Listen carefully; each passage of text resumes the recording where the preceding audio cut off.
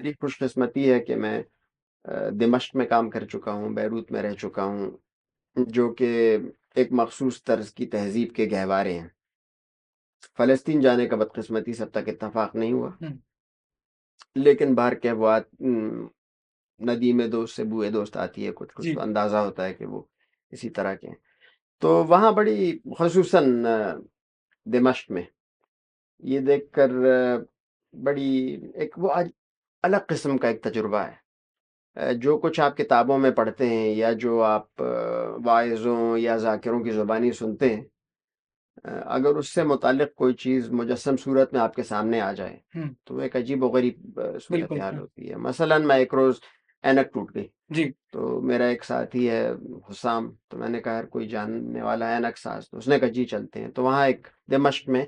جو پرانا بسوں کا اڈا ہے، اس محلے کا نام ہے شیخ سعد، ہوں، تو اس نے گاڑی کہیں دور کھڑی کی اور ہم پیدل چلتے ہوئے جا رہے ہیں، تو ایک گنبد سا نظر آیا، تو میں نے کہا یہ کیا ہے؟ کہنے لگا یہ داہیہ کلبی کا مزار ہے۔ ہوں، اب جس شخص نے تھوڑا بہت سیرت النبی سے جس کو شغف رہا ہے وہ ہوں، جانتا ہے کہ داہیہ کلبی کی کیا حیثیت ہے۔ اسی طرح جو باب شرقی ہے دمشق کا، ہوں، وہاں کا جو گورستان غریباں جیسے ہم کہتے ہیں، ہوں، تو وہاں وہ مولانا حالی کا شعر یاد آتا ہے کہ چپے چپے پہ ہے یاں گوہر یکتا تہ خاک، ہوں، دفن ہوگا نہ کہیں اتنا خزانہ ہرگز، حضرت بلال حبشی، ہوں، حضرت فضا، ہوں، دو قدم چلیں تو دو امہات المومنین کی ذریع ہیں، ہوں، اور دوسری جانب جائیں تو ابو عبیدہ ابن الجراح جو وہیں پر طاعون کے ہاتھوں انتقال ہوا جن کا، ہوں، چند کلومیٹر 1.5 گھنٹے کی ڈرائیو کے فاصلے پر آپ جائیں تو وہاں خالد بن ولید، جامعہ خالد بن ولید میں وہ اور ان کے صاحبزادے دفن ہیں۔ تو یہ ایک بڑا، وہ جیسے انگریزی میں کہتے ہیں نا جی، سوبرنگ ایکسپیرینس ہے۔ ہوں، اچھا، دوسری چیز جو ہے وہ یہ کہ مثال کے طور پہ دمشق میں ایک گلی ہے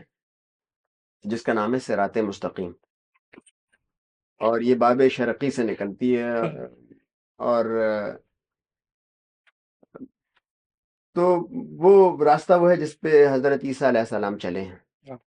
اور جس پر گمان کیا جاتا ہے کہ پیغمبر اسلام صلی اللہ علیہ وسلم جب کاروبار کی غرض سے حضرت خدیجہ کا مال تجارت لے کر آئے تو یہی شہر کا مرکزی علاقہ تھا جہاں سرائیں وغیرہ تھی، تو امکان یہ ہے کہ قیام شریف یہی یہاں رہا ہوگا۔